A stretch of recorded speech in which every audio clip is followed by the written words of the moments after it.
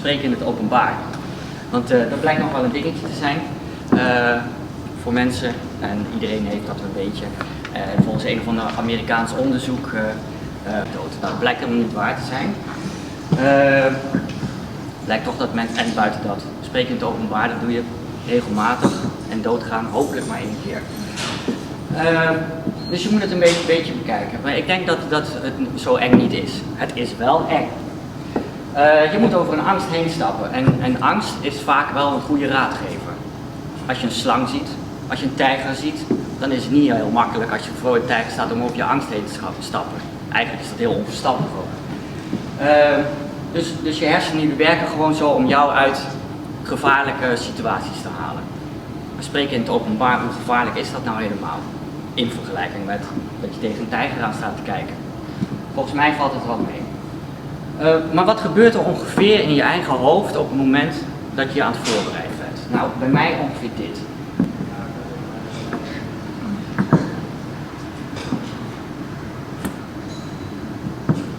Allemaal van die dingen die ik zelf ga verzinnen, wat er allemaal zou kunnen gaan gebeuren. Val ik niet door de mand?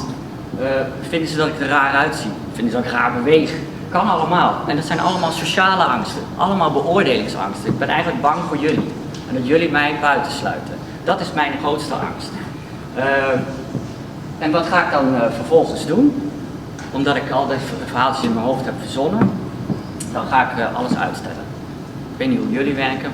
Marcel zei het net al, dat hij de deadline designer was. Ik ga ook zoveel mogelijk uitstellen, want dan hoef ik mijn eigen angst niet aan te gaan. Dus ik schuif het een beetje voor me uit. En daarbij komt ook nog, zo'n presentatie voorbereiden, dat is een creatief proces. Dus ik moet alle kanten gaan onderzoeken. En ja, eigenlijk is dan het uitstellen misschien wel heel fijn. Daar kan ik daar best van houden. Want dat maakt eigenlijk ook dat al die dingen waar ik moet gaan onderzoeken steeds korter worden. Want ik kan ze niet allemaal onderzoeken, want ik heb gewoon een deadline. Ik kon niet voor jullie zeggen van nou weet je wat, we schuiven CreativeMornings wel op, dat doen we zondag. Maar uiteindelijk stapelt zich dat allemaal wel op en voor je het weet heb je angst voor de angst. En de volgende stap is eigenlijk dat je angst krijgt voor de angst voor de angst. En dat lijkt me niet goed. Je hebt malle gedachten, dus spreek jezelf dan toe en zeg, Robert-Jan, wat kan er eigenlijk gebeuren? Je hebt stress, zoals ik hier nu sta, ik heb een wat drogere mond, mijn ademhaling is wat hoger dan normaal. Maar ga ik hier echt dood van? Nee, dat zal toch niet.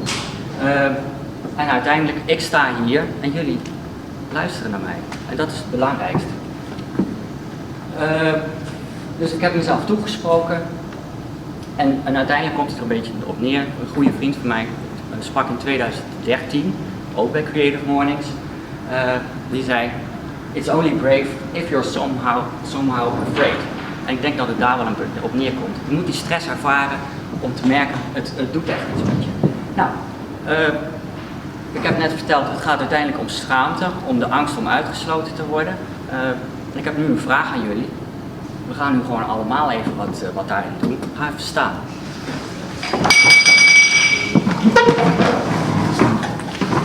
En een van de dingen waar je vaak op beoordeeld wordt, is iets wat ik eerder nog niet heb verteld. Ik hou heel erg van dansen. Dus kom!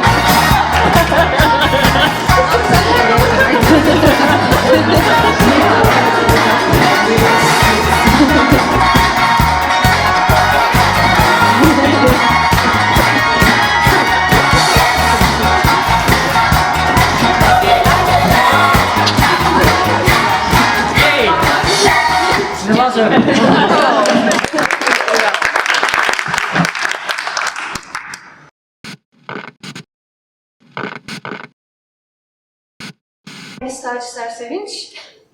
And I'm an artist living in Utrecht for now 5 years, and I will tell you my story very shortly. I dared to study fine arts in high school when I was 13, and I dared to accept a designer position in Istanbul City Theatres when I was 22. Oh yeah, thank you. And one more. And there I challenged all the senior designers for 15 years with my non-conventional designs. and I dared to start practicing a Japanese martial art, kendo, the way of the sword, when I was 30. Well, that's a tough combat sport which people in Japan usually start at 5 or 6. And then I dared to leave my whole life in Istanbul behind and move to the Netherlands to study master scenography program in HKU when I was 36. Here I am, almost 41, having my own company, Tagesar's Art and Design, and came to tell you about a different Dare story actually, but before going into that I would like to give the word to Hiroko. So my name is Hiroko Matsushita. I'm from Japan. I'm an artist, and I just moved to Netherlands just before the pandemic happened. So I also have a long Dare story like that, but long and short. So I made a big career change after working in the industry for 7 years in Japan, and then I became an artist. I do the paper restoration, window display. And then also another like self-directed art project. And also I work for several design projects or experimental collaboration projects. And so I really love to see the different field overlap together to create something new. So this is how I started my new career. Let's talk to. So during the first lockdown, I came to a point that I had to admit that I will not be able to work for theatre for at least 2 more years, and I have to do something else. So in the fall of 2020, even though I'm a Turkish woman who is not a businessman, I started Jakku. That's a Dare story because of many reasons. We call this Japanese Art and Culture Center of Utrecht, in short Jakku, and I started with people. I had nothing, so it started out of nothing, and in 3 months we built a team with more than 10 people who are connected to Japan in different ways, and together we rolled up our sleeves to build the biggest Japanese art and culture center in the Netherlands and Europe. We design our own corporate identity, own logo, own website, posters, business cards. We reached our own friends, own network, and then expanded from there. People started to find us, approach us, join us every month. And even though we were individual artists and designers, even though most of us were really new in this country, we dared to build a community for Japanese art and culture in the Netherlands. We chose Utrecht for this, because not only because we live here and love our city, but also, despite being in the center of the country, there is no such organization in Utrecht that offers a dedicated space for a wide range of Japanese art and culture. There are many groups active in the field, different fields, but they are not united, they are not even connected. Also around the Netherlands, there are many small cultural houses, groups, but they're not much in communication in organizational level. Therefore, we dare to open an umbrella to take everybody under. We offer no rivalry, but fellowship. So we call it Jakku is a community for Japanese art and culture enthusiasts to share and gain knowledge and experience. Japanese, non-Japanese, Dutch, non-Dutch, everybody's welcome. Even though none of us was a business leader, even though none of us had any spare money to invest, only time during the pandemic, we still believed in and dared to realize our mutual dream, an inspiring space where everybody can breathe the Japanese spirit and feel at home. So Hiroko and I are board members of Stichting Japanese Art and Culture Center of Utrecht. I'm the artistic director, and Hiroko is leading the artistic committee of Jakku. So what we believe is to build a strong culture bridge between Japan and Netherlands can enrich the local cultural community. So we do support any artist, designer, researcher, creator, anyone who has connection with Japanese art and culture in their practice. So encourage their creation, deepen the knowledge, expand connection, and then we'd like to support from many aspects. We are already supporting several artists to produce their new work, new show, the performance, and the interest. Even though we don't have a fund or own space yet, but we are there to stand for their creation to give us a push and help them to find a place, exposure, and financial support. Yeah, and we want to do this by the book.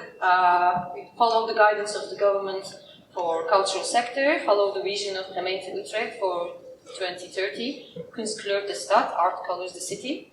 Therefore, we are working towards making a space in Utrecht to provide for artists and makers opportunity, exposure, space to experiment, produce, and share new work. We're still looking for more colleagues to join the team of JAPU, teachers, students, designers, editors, marketers, fundraisers, program makers, and also sponsors and donors. Every contribution counts. And together we dare to unite and glorify the Japanese culture in the Netherlands and enrich the culture climate of the Netherlands with the beauty of Japan.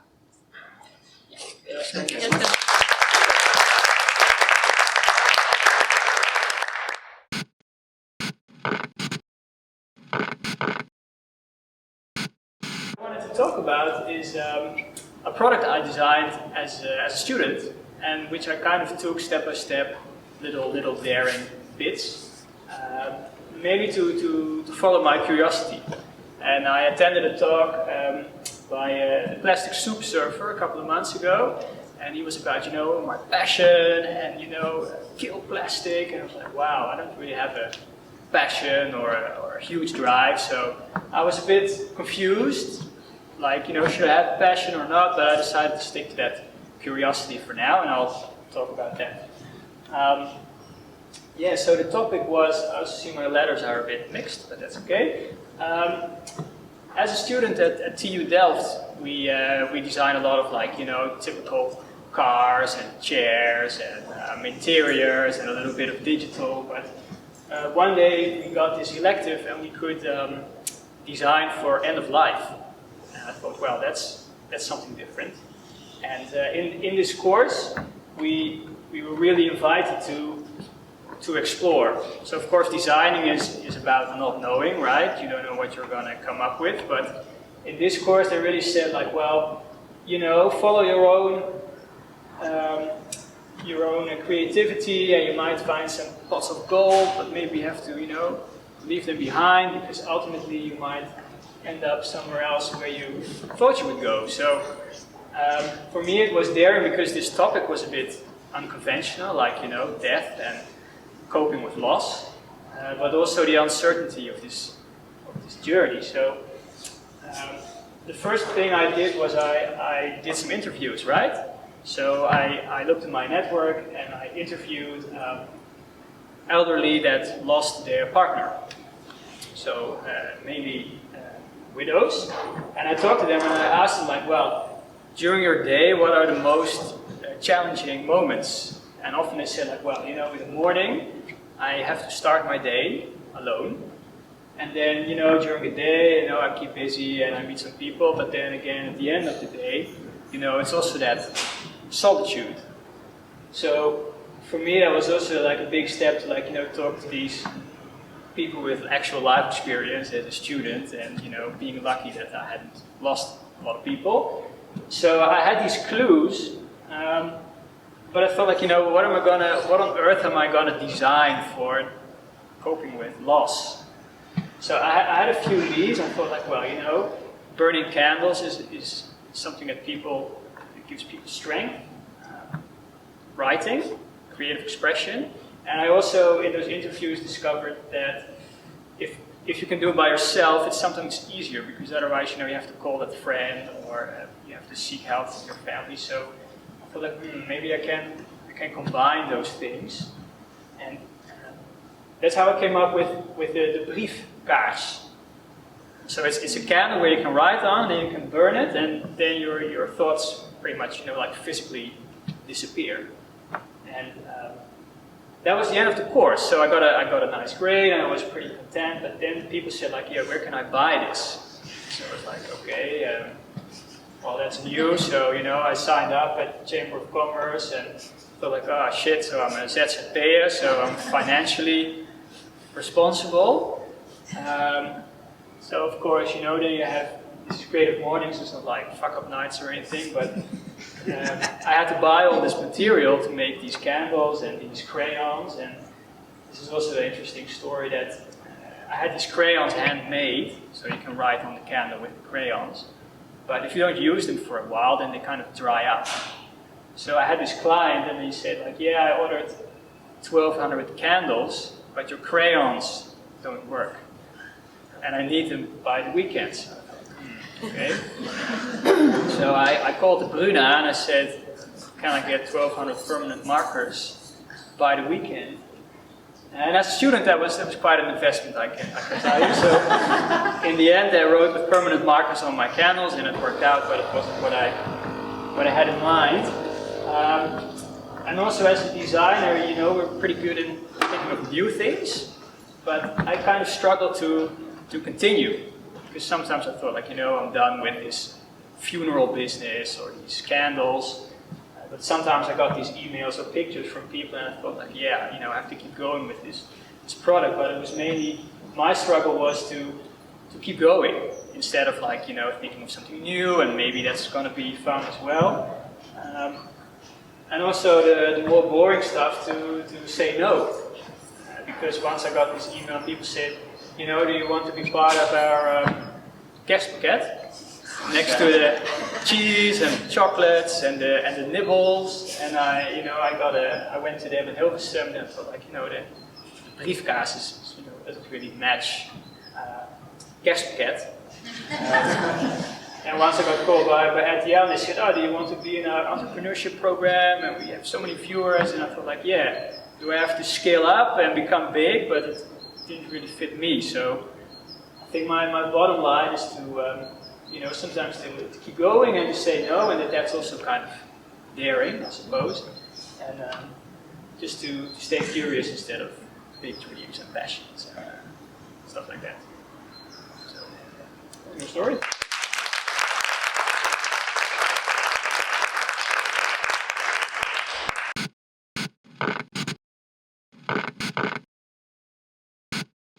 For us, it's the first time here on Creative Mornings, and that's super cool. But also because this is like the first physical event I think that we participated in some time. Yeah. So that already feels really special for us. And before we jump in, maybe I think a round of introductions. So my name is Daniel. I'm a designer, developer, and workshop facilitator. I'm Renee. I'm a friend, I'm a business partner, and facilitator myself. Yeah. And we basically dared to move our life and business from Germany to the Netherlands. So we packed everything into one bag and then came here, and we did it probably in the most unstable times ever. So similar to your situation, we basically came when Corona hit. I think you in January are a little bit later, but then basically in the middle of Corona we came here, had to set everything up. And maybe you can talk a little bit about the context where we came there. For sure. So we met in university back in a city called Aachen in Dutch.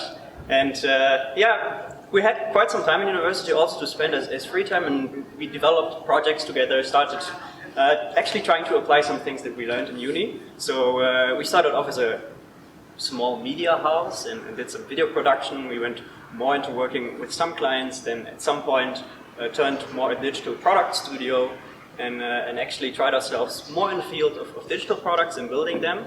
And then at some point the time came to stop university, the bachelor was over, and then there was a point to say, okay, are we going to continue this? Is this our full-time thing now? Do we dare to move forward? And we did so, and then moved further with actually providing services, and got more in the direction of facilitation and giving workshops.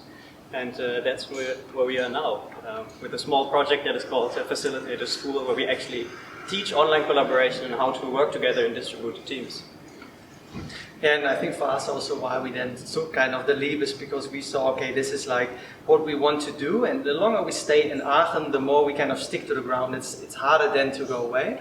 And we thought, okay, this is not the place where we like see ourselves growing also with this company and also personally. So then we looked a little bit around, and our keuze or our decision then fell on the Netherlands as something we thought, okay, this is international, there's a lot of stuff happening here, especially in the Randstad. So then, we did the move, and maybe we can share some of our learnings, how we basically, that we made along the way.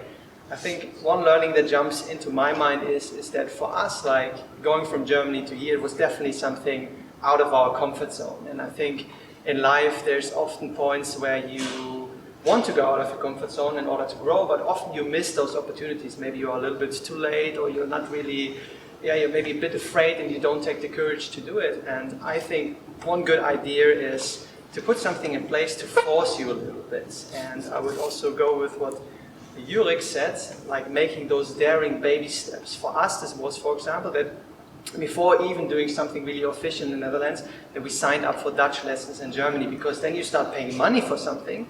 People know you start learning Dutch. So basically also you get some expectation from other people. Oh, these guys, they are going to the Netherlands, right? And then you find yourself in a position where people expect that of you. And then I think another point was definitely, okay, looking for apartments and then coming close to signing something.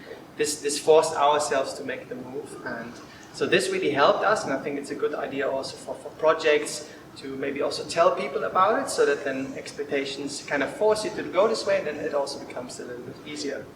Yeah, certainly.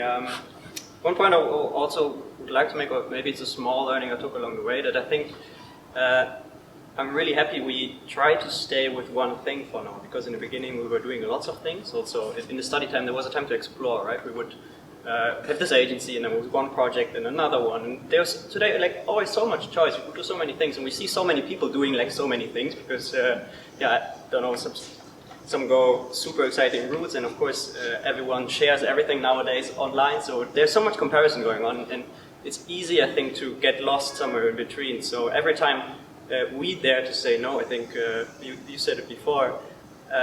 I'm like, okay, maybe it's tough to say no at this moment, but it's kind of at some point it's also, oh yeah, okay, we got back to our path again. And I think every time we manage to say this no and continue on this small path that we're kind of exploring, I feel at least it gives me delayed fulfillment or delayed gratification. Yeah, and then something else that was definitely in place during Corona is that we had some constraints on ourselves. We couldn't speak that well Dutch. Then things that we did in Germany, like doing events, and also part of our business was bringing people together, this didn't work out. And I think some people believe that to be creative and innovative, that it's good to have like a lot of resources and choice and things to do. But I think we made the experience that it's often great for creativity and innovation if you have some constraints, because we were constrained by the situation. But then we really started thinking, okay, what can we do here? How can we continue our business in this times of Corona in the Netherlands? And then we started also to shift, and we created the facilitator school, and we did like an online course, which was all things that we maybe would have never done before. And then looking back, I think sometimes you can be also grateful for having some constraints, and then also embracing them and see, okay, how can I make use of this situation to develop my creativity further and what I want to do in life. Talking about constraints, I think one... No. Okay. Talking about constraints, I think a learning that I did was we dared to go from a 5-day week to a 4-day week to just try it out. How would actually the productivity or the output change compared to what we were doing before? And for me at least, I think I can speak for us, that it felt very natural, and we were a bit surprised by how well we actually can keep doing our work pretty good and have time for other things in life as well. All right, and then maybe kind of to sum it up, I think our summary is that it was, for us, definitely a good decision to come here. Of course, there were a lot of also difficult situations, challenges for us, but we, I think, are quite happy for them to be there as an opportunity to grow, and we got what we wanted here, even in the times of Corona. So I think we can also say sometimes it's really worth to dare and take leaps and steps because it can often have like very surprising results for yourself. Thank you.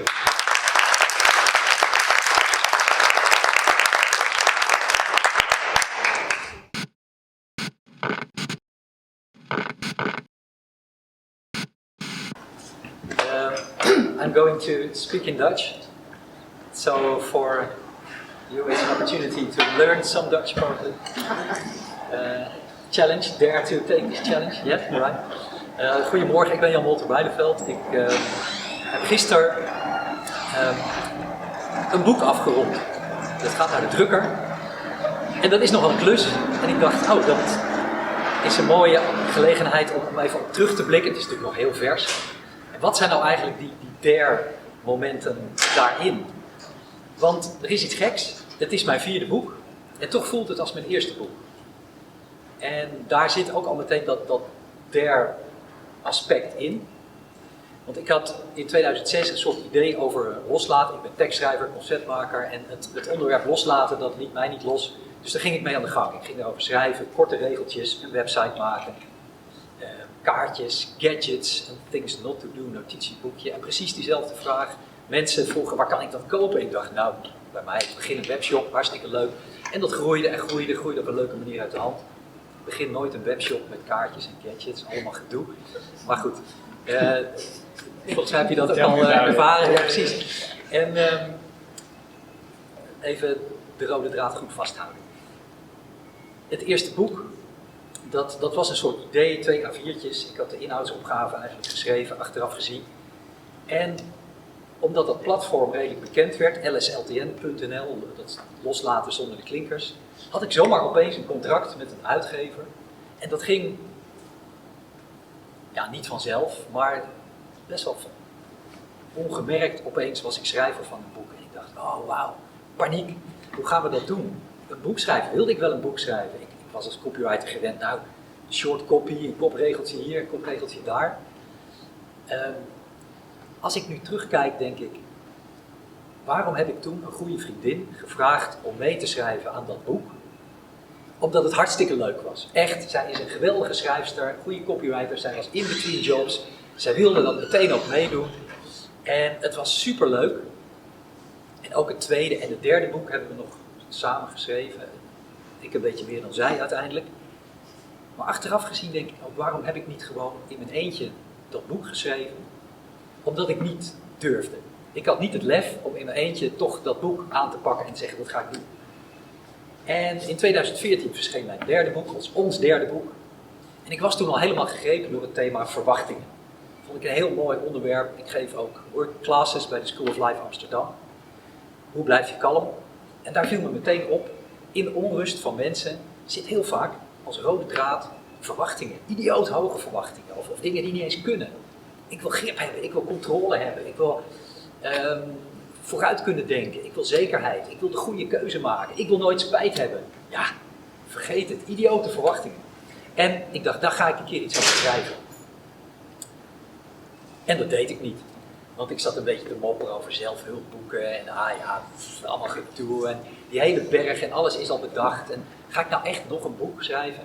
Nee. En vorig jaar zomer dacht ik opeens, stel nou dat iemand anders met dat onderwerp verwachtingen aan de gang gaat, daar een boek over maakt en daar ook bekendheid mee krijgt. Ik dacht, wat verdomme, dan zou ik balen als een stekker. Want dat is mijn onderwerp, daar heb ik al heel veel over nagedacht. En toen dacht ik, eikel, slappe zak, durf dan gewoon dat boek in je eentje te schrijven. Dus ik heb een pitch gemaakt en aan de uitgever gestuurd en die zei, oh ja, laten we even koffie drinken, dat is leuk, gaan we doen. En in januari ben ik begonnen met schrijven, met het boek Wat had je dan verwacht? Als titel, een realistische kijk op het ideale leven. En dat is nu klaar. En dat is doodeng. En ik kijk daar nu op terug, dat schrijven, en ik denk, ja, er zijn eigenlijk 3 momenten in. En het eerste is, durf te beginnen. En al die gedachten, van wie ben jij nou?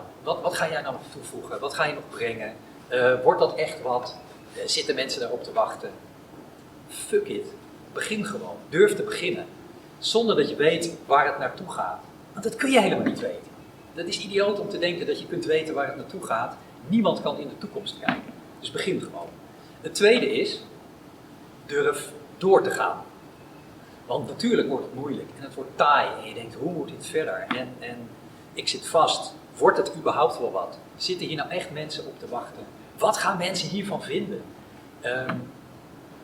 Ik heb ook echt tussentijdse momenten georganiseerd voor mezelf. Om mezelf voor het blok te zetten van volgend weekend krijg je de eerste 8 hoofdstukken te lezen. Gewoon puur om die voortgang erin te houden. Achteraf gezien denk ik, ik schaam me kapot voor die 8 hoofdstukken, want het was echt nog niet eens half af. En tussentijds ook met een groepje, met mijn bootcamp clubleden, die waren zo bereidwillig om dan even wat ideeën te horen en wat opdrachtjes uit te proberen. Ook superleuk. En dat hield wel de vaart erin, maar toch blijven die twijfels, blijft die onzekerheid. Durf door te gaan. En het derde is, durf te stoppen. Want ja, wanneer is het af? Wanneer is het goed genoeg? Heb ik er echt alles aan gedaan? Is het nu wel perfect? Zijn alle details, is alles op zijn plek? En op een gegeven moment kun je jezelf dan ook afvragen, ja, wie gaat hier nou nog, als je dit detail aanpast, en wie gaat dat nog zien? En doodeng, is het echt goed genoeg? Is het klaar? Is het af? Ook weer onzekerheid. Ik zou het echt niet weten. Maar ik denk wel, ja, durf nou maar gewoon te stoppen. Want het moet vandaag naar de drukker. Nou blijkt wel dat er een groot papiertekort is in het land. Al papier gaat naar webshopverpakkingen. In augustus las ik dat bericht en ik dacht, daar zullen mensen wel last van hebben. Maar ik natuurlijk niet. En vrijdag belde de uitgever en zei, ja, we hebben er wel last van. Het gaat ook ons gebeuren. Verschijnt misschien wel een week later. En sinds eergisteren weet ik, het verschijnt een maand later. Echt waar, er is papiertekort. Dus ik zat gisteren ook te denken, zal ik dat hoofdstuk nog even ondernemen? Onder handen nemen, zal ik toch nog even dat erin verwerken? Nee, durf te stoppen, het is klaar.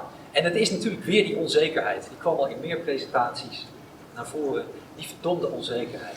En het is gewoon goed om die onzekerheid aan te kijken en te zeggen, ja, ik zie je wel, maar ik ga geen aandacht aan je besteden. Ik heb geen tijd voor jou, ik ga door met dingen maken. Dankjewel voor je aandacht.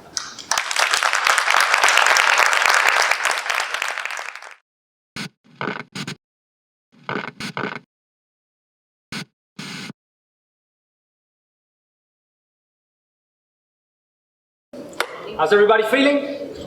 Well? Yeah? Okay, so this is just a short story about how signing my own death waiver actually got me into one of the best jobs ever. My name is Vincent, and for this little story I have to go back to 2012. And apparently that's the starting date of the Creative Mornings in Utrecht as well, so I see a couple of connections here.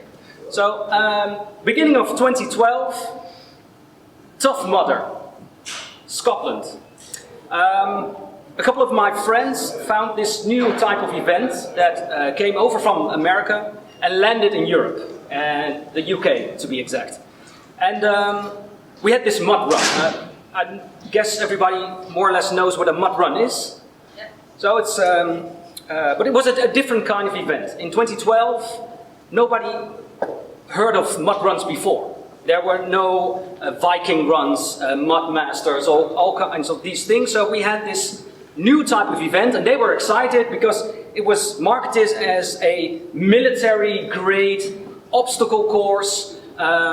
This would be a challenge for everybody participating. It's not about you as an individual, it's about everybody competing together, and the idea is we start together and we end together, so we help each other. So the thing was, we were excited. We were going to Scotland, we were going to participate in Tough Mudder 2012. Yes, let's do this. So we filled out the application form, so my name, my address, and then we actually got to a part where we had to sign a certain waiver.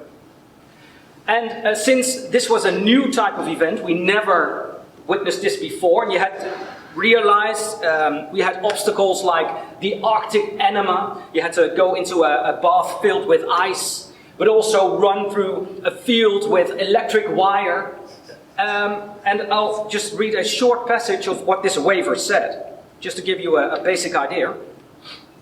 I hereby forever waive, release, covenant not to claim and discharge TML, that's the organization, IMG and the other released parties from any and all claims arising out of my participation in the TM event, resulting from the inherent risks, for example, personal injury, including death.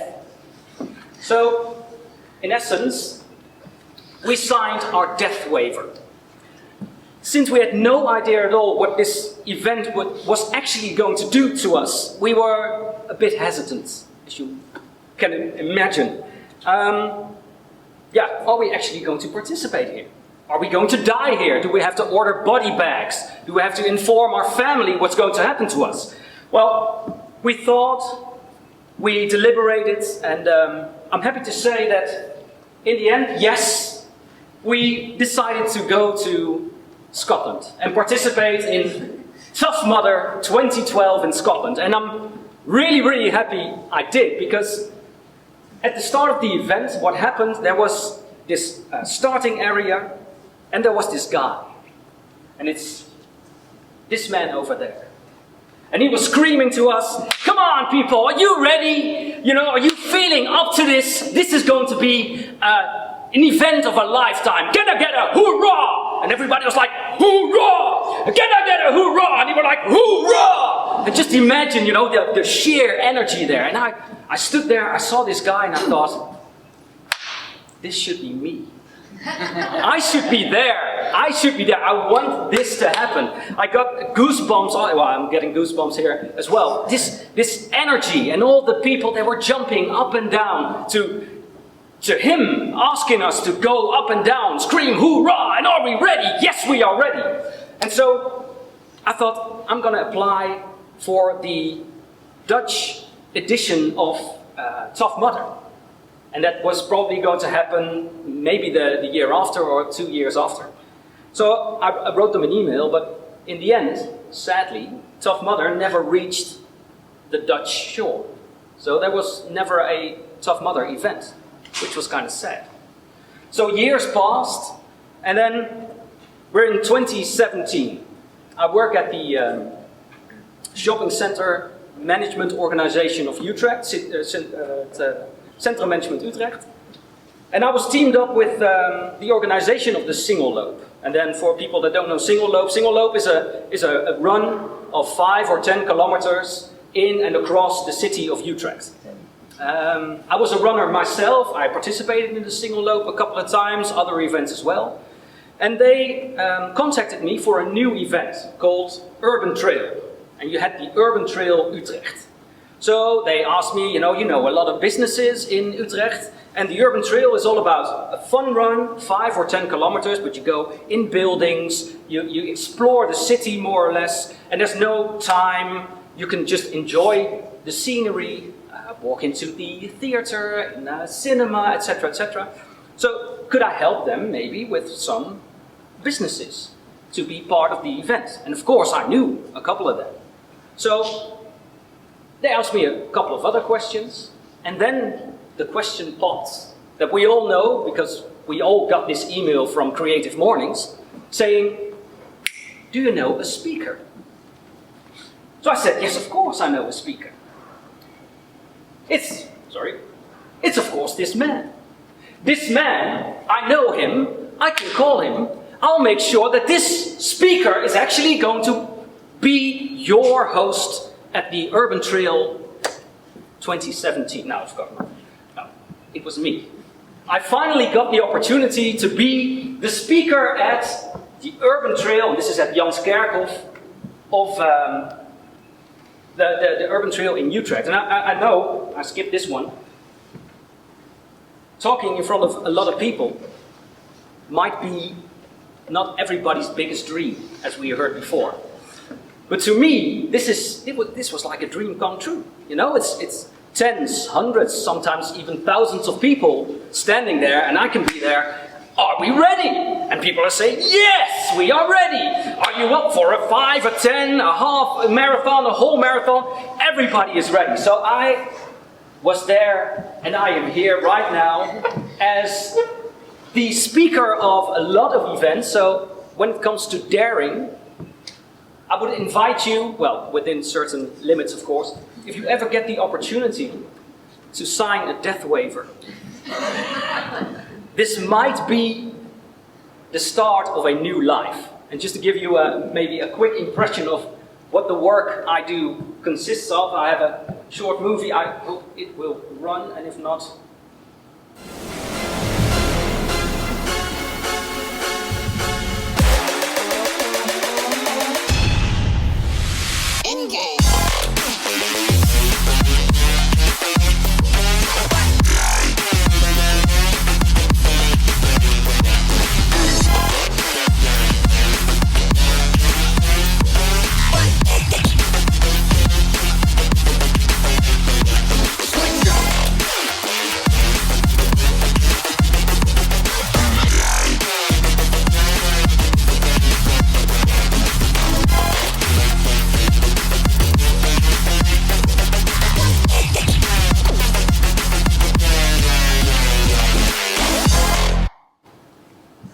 so now, that's me, and I'm the man in front of a big crowd of people like you, wonderful people, making sure that you have a lovely day. So hopefully this is a start of a wonderful Friday, and of course the start of a wonderful weekend. Have a great one. Thank you.